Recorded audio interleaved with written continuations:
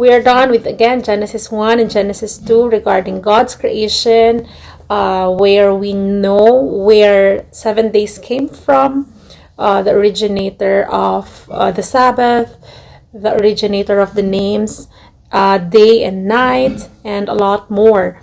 And also, we've learned that during that time, the beginning, we are fruitarians, and even the animals. Also, we've learned about how God made Eve as a helpmeet for Adam, and now they were placed in the Garden of Eden to tend it. Now we move on to where Eve went and communicated allowed an open communication with the serpent, and where the serpent was playing with words and confusing Eve about God's direct command. Now we move on to when Eve ate the fruit, where she was deceived by the serpent, and she asked her husband to eat the same fruit. So we learned about the lust of the flesh, the lust of the eyes, and the pride of life, that until now it is being, those are the tools of Satan, so that we will fall into his trap. Yeah, flesh, lust of the flesh, what? The things that we eat, the things that is around the world, and the lust of the eyes, the things that we see, and the pride of life, right? So those are the three things that are still used by Satan until today, and he is very successful in using it. If we are not surrendering our lives to God, then we will be under these things also.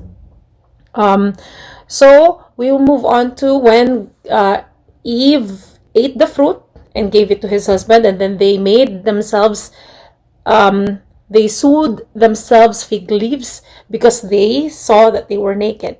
Now we move on to verse 8, 9, and 10. So verse 8, and they heard the sound of the Lord God walking in the garden in the cool of the day.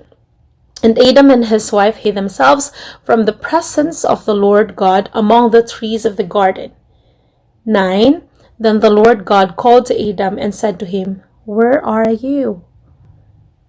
Verse 11, verse 10, so he said, I heard your voice in the garden, and I was afraid because I was naked and I hid myself. Wow.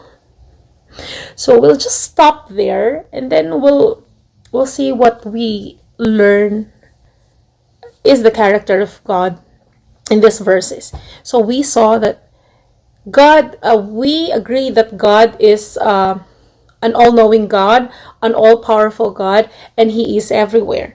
So it's impossible for God not to know that they already ate the fruit. So what is the purpose of God calling Adam, and instead of like just popping around behind them or beside them, hey, I'm here, what are you doing, why are you hiding? He allowed Adam and Eve to express themselves.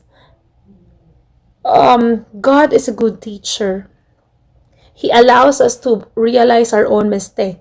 He does not come there. He does not go to us straight and then right there and then point to us and these are your mistakes. You have to change because this is blah blah blah blah, this that. No, he doesn't do that. He makes us realize our own guilt, our own mistake, because by that then we will we realize how hopeless we are without him. And this is also a proof that when God called Adam and Eve, instead of accusing them, or instead of like coming to them with a sword and telling them to, hey, you disobeyed me, you have to move away, because he is a God of love, then he did not do that. He allows us to realize our own mistake, which is really good. As a teacher, we should he is a good teacher. He allows us to like learn from our own mistake. And from here, by asking them, where are you, lets them know that they could express themselves, and from them they could admit that they have sinned, and that is really good from God. And yes, that's what we learned today. That's what I learned today. So thank you again, and hope to see you again next time. And let's see what will be the response of Adam and Eve and how did God dealt with this. Thank you so much and have a nice day.